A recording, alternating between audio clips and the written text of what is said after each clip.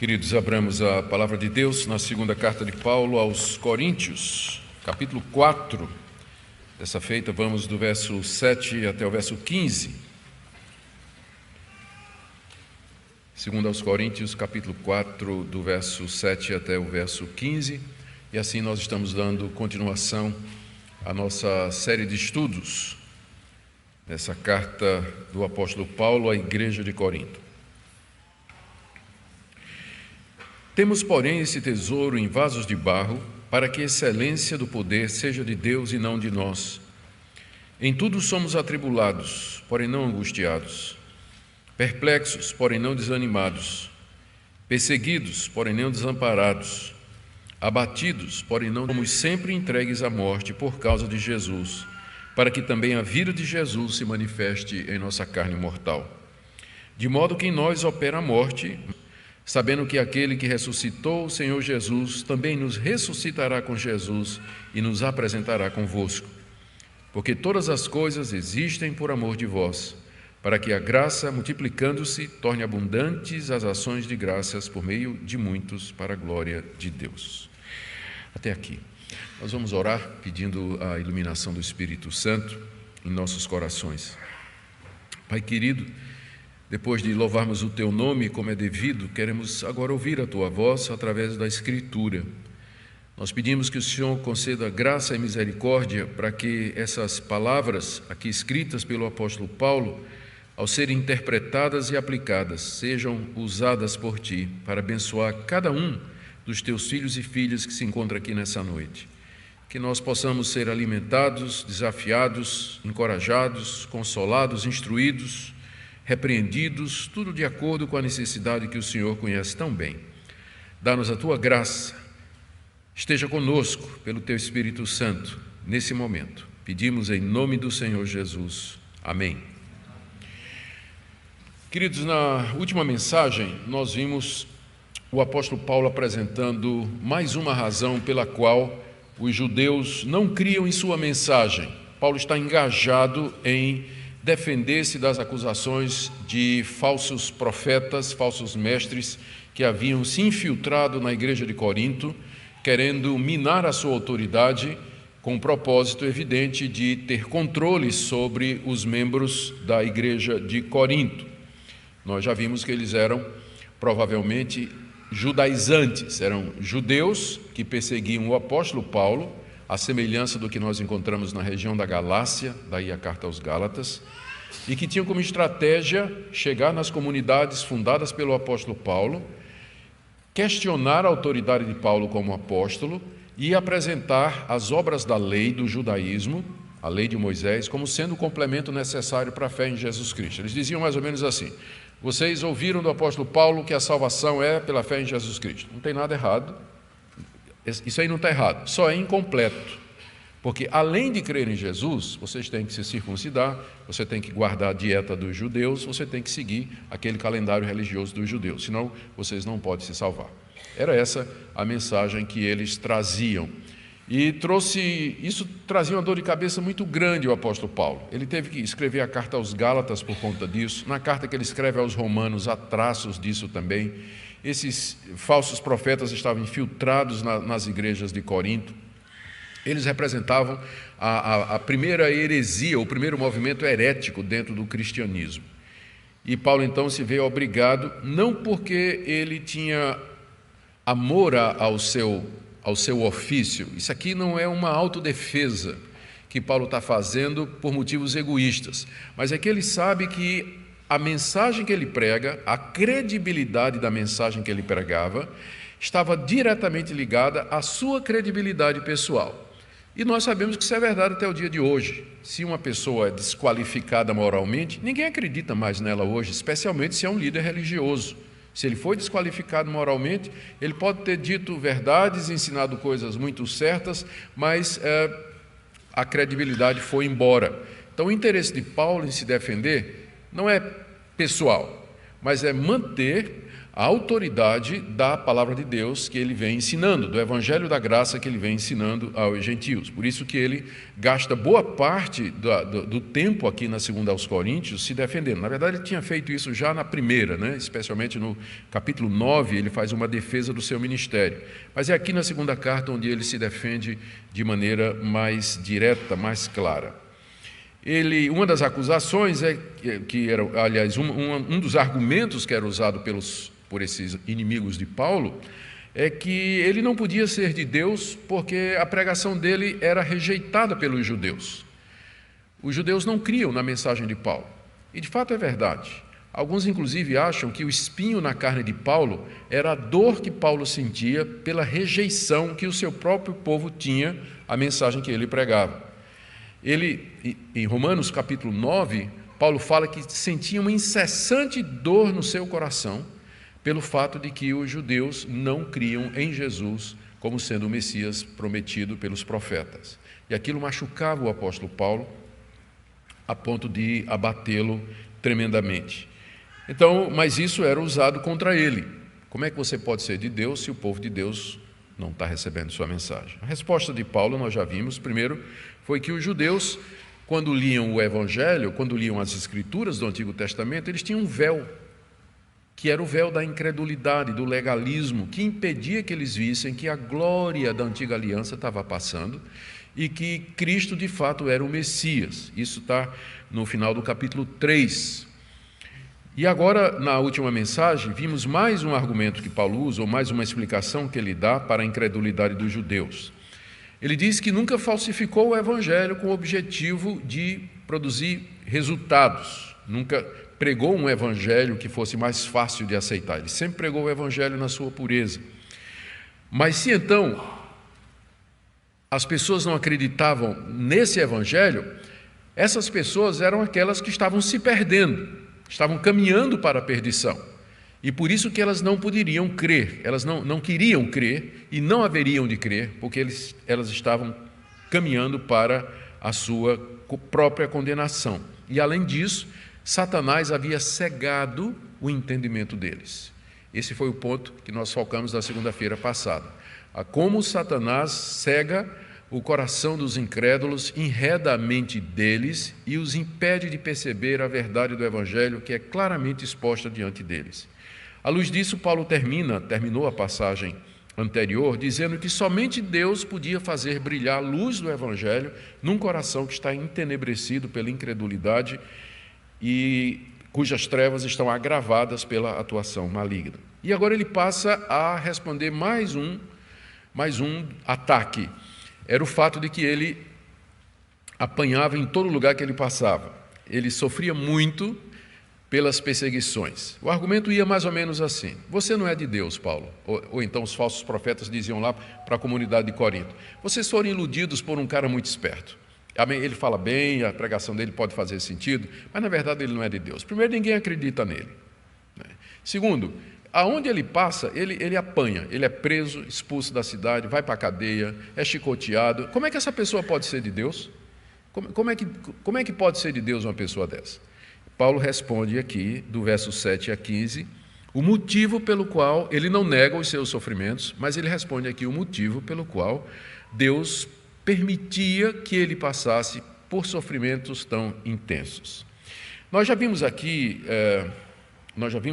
em uma mensagem anterior as 5 listas de sofrimentos que Paulo apresenta na correspondência aos Coríntios. Eu sei que já li antes, mas elas cabem de novo aqui. Eu queria ver com vocês como Paulo, ele mesmo, descreve os seus sofrimentos por amor de Jesus, sofrimentos estes que eram usados de maneira errada pelos seus adversários.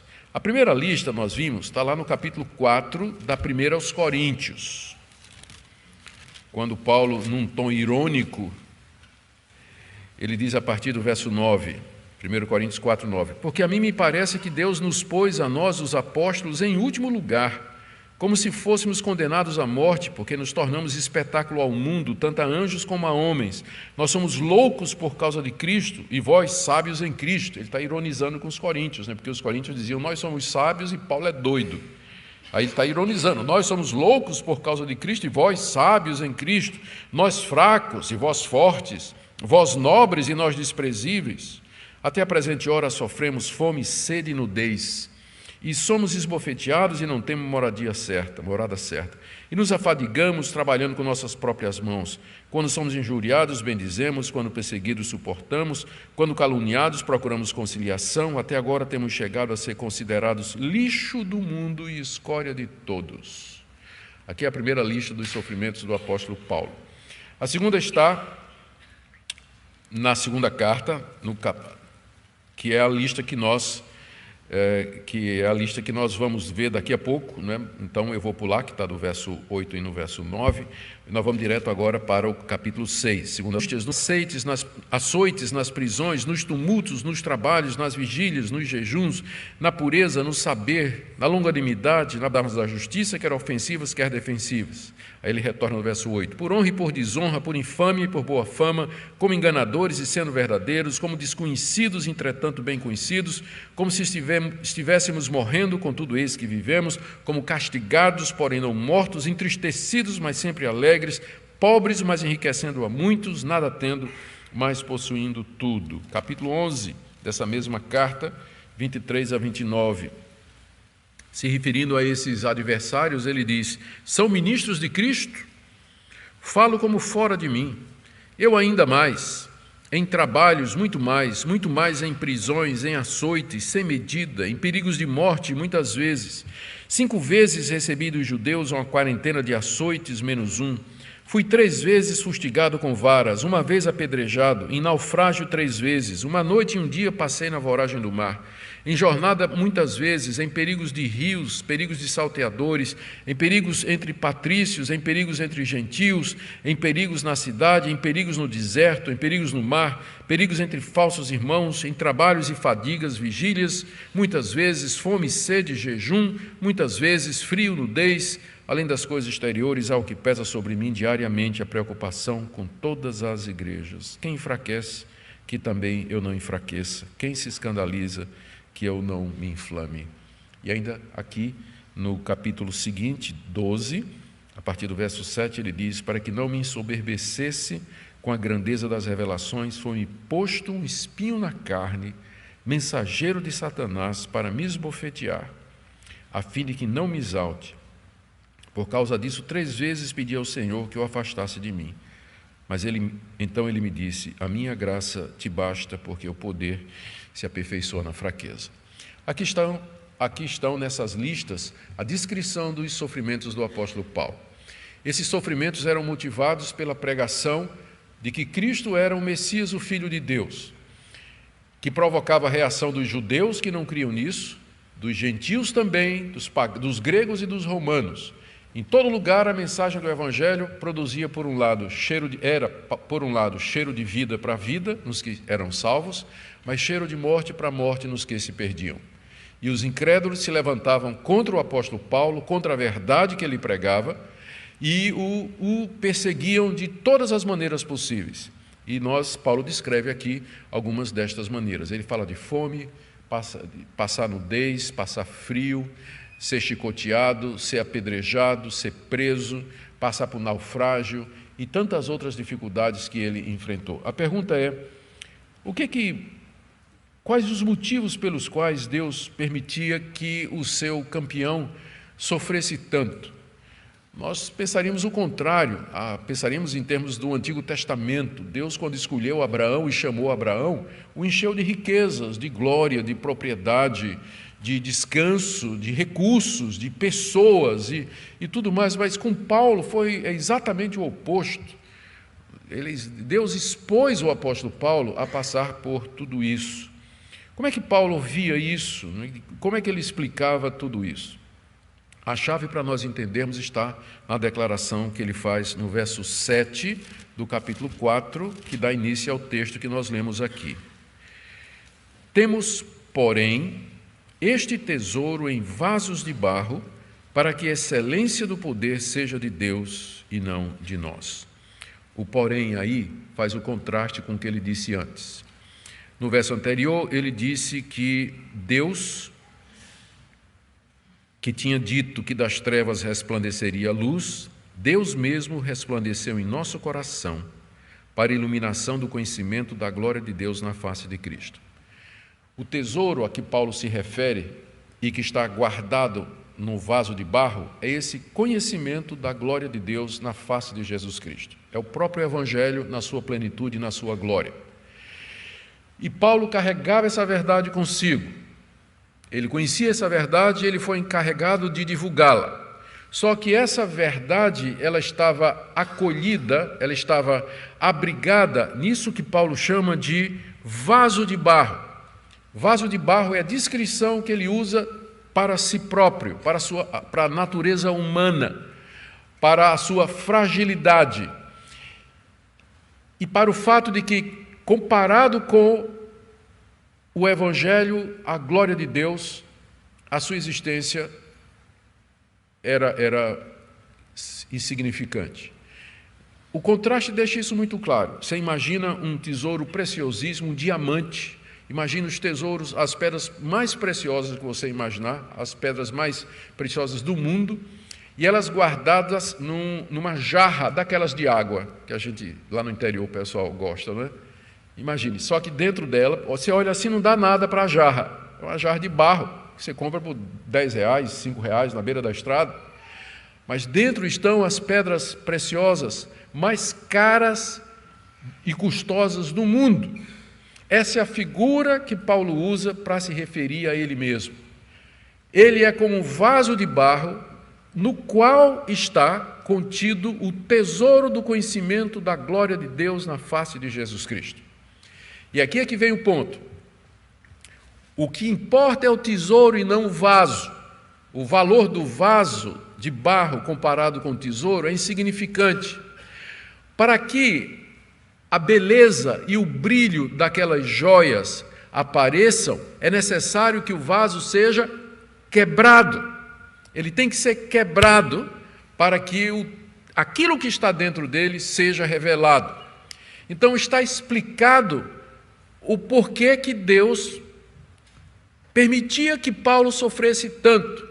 Toda essa quebradeira era para que Paulo fosse humilhado, quebrantado, para que o tesouro que ele carregava no seu coração e na sua mente, que era o Evangelho, pudesse brilhar. Porque o brilho do vaso não pode competir com o brilho do tesouro. O vaso tem que ser de barro e ele tem que ser quebrado, porque nenhum outro tipo de vaso pode carregar a joia preciosa que é o Evangelho de Jesus Cristo. Por isso que os ministros do Evangelho, os cristãos em geral, e eu vou estender isso para os cristãos em geral, eles são submetidos por Deus aqui nesse mundo a uma quebradeira constante, para que a beleza, a glória e a riqueza do Evangelho possa se manifestar. Deixa eu usar outra figura. São como flores que dão a sua fragrância quando nós esmagamos a pétala. Não é isso que a gente faz? Que a gente quer, de repente, dizer, olha o cheiro aqui. E a gente pega aquela folha e machuca, né? Para poder sentir o cheiro. Então, é isso que Deus faz. Ele quebra para que a glória do Evangelho brilhe através de nós. É um tesouro em vasos de barro. Veja como ele diz no final, e como isso está claro aqui no final do verso 7. Primeiro ele diz, nós temos, porém, esse tesouro, que é o conhecimento de Deus na face de Cristo, em vasos de barro, que é a nossa natureza humana, frágil, para que a excelência do poder seja de Deus e não de nós, para que fique claro de quem é a excelência do poder, para que fique claro quem é que está no controle, para que fique claro quem é o Todo-Poderoso que vai receber a glória. Para que a excelência do poder seja de Deus, é necessário que o vaso seja quebrado e o tesouro apareça, para que todos possam ver que não é Paulo, não é porque Paulo é um grande pregador, porque Paulo é uma pessoa extremamente inteligente e preparada. Não são argumentos que Paulo concebeu na sua mente. Não, ele é apenas um mensageiro, um instrumento, é um vaso que precisa ser quebrado para que a glória de Deus seja manifesta. O que torna, então, Tudo isso valioso, como eu disse, não é o vaso, mas aquilo que ele contém. Paulo é o vaso, o conteúdo é o Evangelho de Cristo, e quando ele é quebrado, a glória de Cristo aparece. É simples assim. Essa é a explicação que Paulo está dizendo. Quer saber por que é que eu sofro? É para que fique claro que não é por minha causa, que eu não sou o autor desse Evangelho que está se espalhando pelo mundo entre os gentios. Eu sou apenas um instrumento do Deus Todo-Poderoso para levar o seu conhecimento. Eu sofro, e Deus não permitia isso no apóstolo Paulo, daí o espinho na carne, para que Paulo pudesse ser humilde diante. Apesar de toda essa quebradeira que Paulo experimentava, que está bem expressa naquelas listas, Deus mantinha Paulo vivo.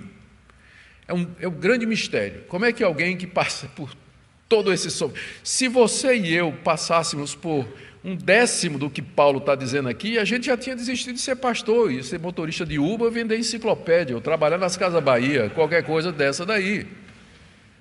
Porque quem quer isso? Quem quer isso? Viver dessa forma?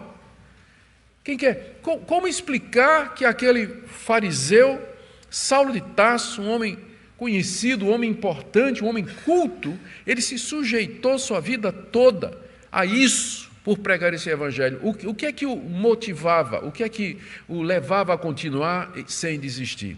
Ele explica aqui dos versos 8 e 9, através de 3 ou 4 contrastes. Ele coloca: em tudo somos atribulados. Então, em tudo quer dizer, em toda circunstância, todos os dias, em todo o tempo, em todas as ocasiões, a tribulação é uma constante na minha vida. Porém, não angustiados. Eu sou muito atribulado, porém, a graça de Deus permite que eu não fique angustiado, desesperado, a ponto de querer fazer alguma coisa com a minha vida, chutar o pau da barraca e desistir de tudo. Em tudo eu sou atribulado, mas não angustiado. Deus me conserva, ainda que sofrendo, mas Ele me concede um certo nível de paz e de tranquilidade interior para que eu não desista. O próximo. Perplexo, porém não desanimado. Perplexo significa sem saber o que fazer, sem entender. Há uma dose de surpresa, que é a perplexidade. O termo perplexidade envolve um certo grau de surpresa. A pessoa está perplexa, não esperava aquilo. Paulo, com isso, está dizendo que teve muitas vezes que ele não estava entendendo qual era a vontade de Deus no meio de todo aquele sofrimento. Por que é que aquilo estava acontecendo com ele? E a gente sabe o que é que acontece quando a gente fica perplexo. Quando a gente fica incerto do caminho, a gente não sabe o que fazer, está em dúvida. E uma dúvida, assim, de alguma coisa que nos aconteceu inesperadamente. A gente quer desanimar, mas Paulo diz aqui, perplexo, porém não desanimado. Mesmo que Paulo não entendia sempre os caminhos de Deus e o que estava acontecendo com ele, contudo, Deus o mantinha sem desanimar. Deus o mantinha sem viver deprimido, na angústia. Deus o mantinha animado, apesar da perplexidade. Terceiro contraste no verso 29. Perseguidos, porém não desamparados. A perseguição vinha de todos os lados, eu já disse. Vinha dos judeus, vinha dos gregos, vinha dos romanos, de todo lugar. E até de falsos irmãos, e dentro da própria igreja também, vinha perseguição. Mas ele diz que ele não se sentia desamparado. A presença de Deus, a providência de Deus dando a Paulo amigos, companheiros que andavam com ele, como Timóteo, como Silas, como Tito, pessoas que aconselhavam Paulo, ou consolavam o coração do apóstolo Paulo pela sua presença e pela sua companhia. Ele era perseguido, porém não desamparado. Na providência de Deus, Deus fazia com que ele não se sentisse só no seu sofrimento. Mais uma. Abatidos, porém não destruídos. Houve momentos na vida de Paulo que ele se sentiu abatido. Quem não se sentiria? Olha essa lista, olha essas listas. Quem não se sentiria abatido? Porém, Paulo diz aqui que Deus não permitiu que ele fosse destruído. A destruição aqui seria a negação de tudo, virar as costas, talvez dar um fim na sua vida, dar um fim na sua carreira, virar as costas para Deus e tudo mais. Então, está aqui como funciona. Deus pegava Paulo e dizia, Paulo, eu vou ter que quebrar você. Eu vou ter que quebrar. Para eu usar você, eu vou ter que quebrar você. Só que eu vou manter você no limite. No limite. Você vai sofrer, mas vai ser no limite. Porque eu sei que se eu pôr a minha mão mais pesada um pouco, você não aguenta. Então você vai ser perseguido, mas eu não vou deixar você ficar desamparado. Você vai ficar batido, mas eu não vou deixar você destruído. Você vai ficar perplexo, mas eu não vou deixar você ficar desanimado. Mas você sempre vai viver nessa tensão. Vai viver nessa quebradeira, né? Sempre ali na beira, no limite, para que eu possa ter certeza de que você vai poder ser usado. Porque Deus não poderia usar um apóstolo arrogante, orgulhoso e cheio de si mesmo. Gente, Paulo foi arrebatado até o terceiro céu. Ele recebeu revelações a respeito do plano de Deus. Ele tinha comunhão íntima e perfeita com o Senhor. Isso sobe para a cabeça de qualquer crente. Ele pensa que ele é especial, ele é melhor do que os outros, que Deus o distinguiu com um favor especial. Por isso que Deus tem que lembrar para ele: você é vaso de barro. Você foi feito do pó. Você é vaso de barro, carregando esse tesouro precioso. A razão, então, agora nós vamos avançar mais 2 versículos. A razão, então, dos sofrimentos de Paulo era essa: ele tinha de morrer para que os seus ouvintes, leitores e discípulos tivessem vida. Isso ele diz claramente nos versos 10 e 12. Levando sempre no corpo o morrer de Jesus, para que também a sua vida se manifeste em nosso corpo. Porque nós que vivemos somos sempre entregues à morte por causa de Jesus, para que também a vida de Jesus se manifeste em nossa carne mortal. Agora veja o verso 12. De modo que em nós opera a morte, que é aquela quebradeira, mas em vós, vocês, coríntios, opera a vida. A razão pela qual Deus fazia com que Paulo vivesse no limite do sofrimento físico, mental, espiritual, era para que nessa morte de Paulo, a vida de Cristo se manifestasse, aquele tesouro pudesse se manifestar. Aqui ele está dizendo a mesma coisa que ele diz no verso 7, mas só que com outras palavras. Lá é o vaso que quebra para aparecer o tesouro. Aqui é Paulo que morre para que Cristo viva. É a mesma coisa, é apenas uma linguagem diferente. E ele diz aqui no verso 10 que ele leva no corpo o morrer de Jesus. Levar no corpo o morrer de Jesus. Ou seja, a vida dele, para onde ele andava, para onde ele ia, ele era alguém condenado à morte. Ele vivia como alguém condenado à morte.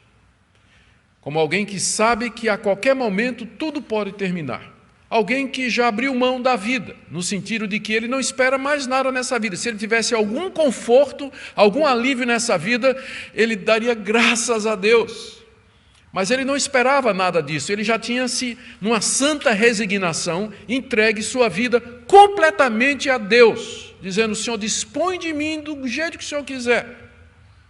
Se é para eu viver no limite, eu viverei no limite. Se o Senhor me der algum alívio, eu vou te dar graças, mas eu não vivo nessa expectativa, porque eu carrego em mim o morrer do teu filho, carrego no meu corpo o morrer de Jesus. Da mesma forma como ele fez aquela caminhada de Jerusalém até o alto do Calvário, levando a sua cruz, na qual ele morreu pelos nossos pecados, assim Paulo diz: eu, da mesma forma, levo a cruz de Cristo, o morrer de Jesus em mim, para que, da mesma forma que a morte dele trouxe vida eterna, também o meu morrer aqui traga vida aos que me ouvem. O pregador tem que morrer para que Jesus Cristo, a vida de Jesus, apareça. Ele diz no verso 10: levo no meu corpo o morrer de Jesus, para que também a sua vida se manifeste no meu corpo. De que maneira a vida de Jesus se manifestaria no corpo de Paulo? É exatamente na perseverança de Paulo, continuar crente, amando, perdoando, intercedendo, sofrendo, renunciando, sacrificando, inclusive pelos inimigos. As pessoas olhariam para Paulo e diriam: o que é que move esse homem? Por que é que esse homem é diferente? Qual é a origem? Qual a fonte do seu poder? E a resposta era: não eu, mas o Cristo ressurreto, que vive em mim, Por isso que eu sou perplexo, mas não desanimado, perseguido, porém não desamparado, abatido, mas não destruído, porque Cristo vive em mim. É para deixar claro a vida dele em mim. Ele repete a mesma coisa no verso 11. Nós que vivemos, somos sempre entregues à morte por causa de Jesus, para que também a vida de Jesus se manifeste em nossa carne mortal. Esse é um dos versículos que eu acho que é a manifestação da vida vitoriosa de Cristo Jesus. O nosso Senhor ressuscitou dos mortos, está sentado à direita de Deus, tem todo o poder no céu e na terra. O diabo e o mundo, todo o poder lhe foi dado no céu e na terra. Avivamento é quando a vida do Senhor glorificado se manifesta através do seu povo. Todos nós queremos isso. É claro, o agente que faz isso é o Espírito Santo. O Espírito Santo é que faz isso. Ele traz a vida de Cristo para o seu povo de maneira intensa. Mas a pergunta é, como ele faz isso? E a resposta está aqui. Através da nossa morte. A vida de Cristo só se manifesta em nós quando nós morremos, porque não pode ser as duas coisas. Pregador, o que vai salvar as pessoas não é a manifestação da sua vida, mas a vida de Cristo através de você. As pessoas querem ver a Cristo, ouvir a Cristo, e não minhas experiências, minhas histórias, minhas ideias, meus sucessos ou qualquer outra coisa. Como tem muitos pregadores que constroem uma carreira exatamente em cima da sua própria personalidade, através desse tipo de coisa. Mas Deus nos chama para sermos vasos quebrados através de quem a vida de Cristo, que é o tesouro precioso, se manifeste e abençoe outras pessoas, como ele diz aqui no verso 12. Em nós opera a morte, mas em vós a vida. Se nós queremos que as pessoas se convertam, creiam em Jesus e tenham vida através de nós temos que estar dispostos a nos deixar quebrar por Deus, levar no corpo o morrer de Jesus. E é isso que a igreja não aprendeu. Irmãos, olhem para a nossa igreja, olhem para a igreja brasileira. Uma igreja que quer conforto, uma igreja que quer prosperidade, uma igreja que quer cura. Ninguém quer sofrimento, ninguém quer passar por necessidade, ninguém quer perseguição, é claro, eu também não quero. Mas a gente, ao contrário, a gente quer o nosso conforto, a gente quer a nossa área, zona de segurança. Queremos estar seguros com relação ao futuro, que vamos, quando ficar velho, ter uma boa aposentadoria, que tudo vai dar bem, não queremos ficar doentes. Né? Todo mundo hoje luta para o bem-estar, para a sua segurança, e é a mesma coisa na igreja, tanto é que tem igrejas que nasceram e se multiplicaram em cima disso, oferecendo exatamente isso, prosperidade, saúde, conforto e tudo mais. Nós não temos ideia do que é que os primeiros cristãos passaram no século I da história da igreja. Nós não temos ideia. Nós entendemos errado o Evangelho. Deus não existe para nos fazer felizes aqui nesse mundo com coisas materiais. Ele não mandou seu Filho, não nos deu o Evangelho para satisfazer nossas necessidades imediatas. Ao contrário, ele veio resolver o problema mais fundamental da raça humana, que é o problema do pecado e da corrupção do nosso coração. E com isso, na eternidade, nos dá um novo céu e nova terra onde habita a justiça. Mas enquanto aqui nesse mundo, nós estamos sujeitos a todo esse tipo de coisa. A quebradeira para que a vida de Cristo se manifeste. Muita coisa precisa acontecer na igreja brasileira. Estamos muito longe do que, de fato, o cristianismo e ser cristão representa. Os cristãos, tanto é que muitos cristãos são ensinados o seguinte: o sofrimento chegou, eu amarro, está amarrado. Não aceito, não é? Está amarrado, eu determino, não aceito, repreendo todo o mal na minha vida, toda doença, toda dor, todo sofrimento. A Bíblia ensina o contrário, ensina você a abraçar o sofrimento e ver o sofrimento como sendo o meio pelo qual Deus vai abençoar você, sua vida e outras pessoas. É a teologia da cruz, não a teologia da glória, como é ensinado aí. A gente começa com a teologia da cruz para depois ir para a glória. Primeiro o Calvário, só depois a ressurreição. A sequência é essa. Essa é a razão pela qual, então, Paulo tinha que morrer, para que os outros pudessem ter vida. Terminando, O que é que sustentava Paulo, então, em meio de tudo isso? Verso 13, ele diz: tendo, porém, o mesmo espírito da fé, como está escrito, eu criei, por isso que falei. Aqui, o porém faz o contraste com o verso anterior. Ele disse que nele operava a morte. Porém, mesmo que eu sofra essa morte todo dia, eu tenho o mesmo espírito de fé do salmista que escreveu o Salmo 116, verso 10. Ele faz aqui uma citação desse Salmo 116, verso 10, onde o salmista, mencionando as suas aflições, ele diz que ele creu em Deus, por isso se animou para falar a respeito das coisas de Deus. E aqui Paulo pega esse salmo e traz para a experiência dele.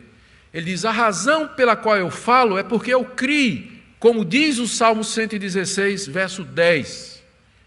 Ele aqui se inspira na experiência do salmista.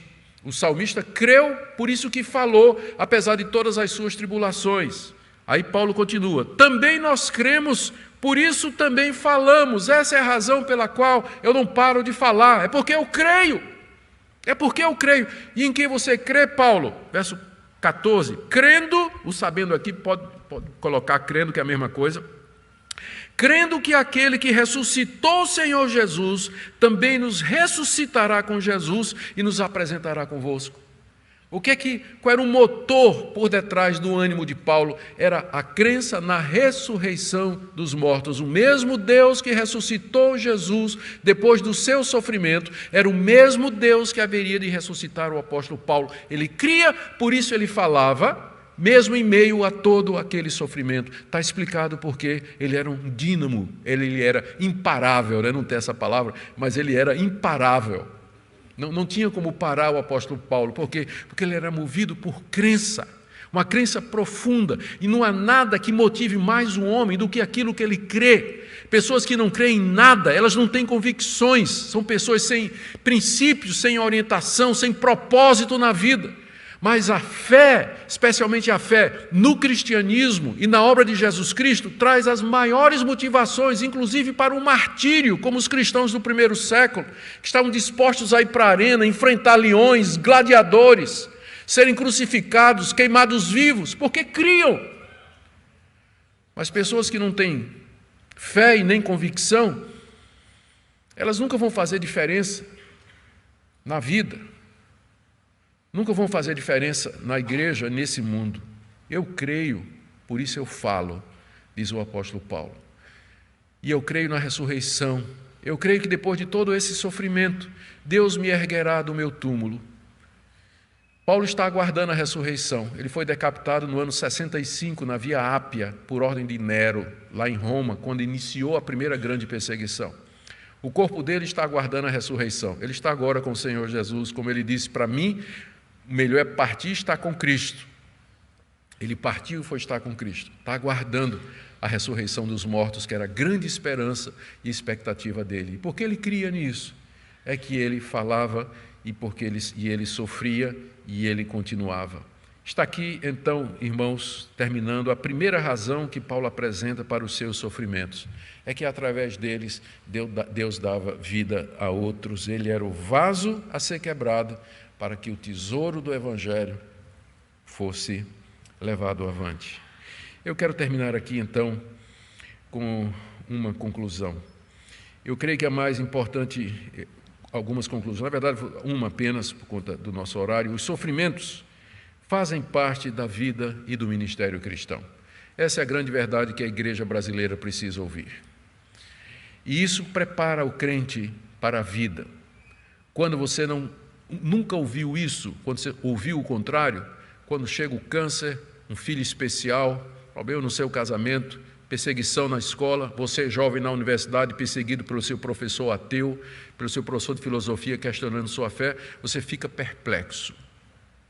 Mas se você aprende desde cedo que sua vida aqui nesse mundo é como de um vaso de barro que tem que ser quebrado para que a glória de Cristo seja manifesta, que perseguições, que aflições, que provações fazem parte normal e ordinária da vida do cristão, você então se torna um crente maduro. Quando a dificuldade vier, você vai reagir da forma certa. Eu creio, por isso eu vou continuar falando apesar de tudo isso que está me acontecendo.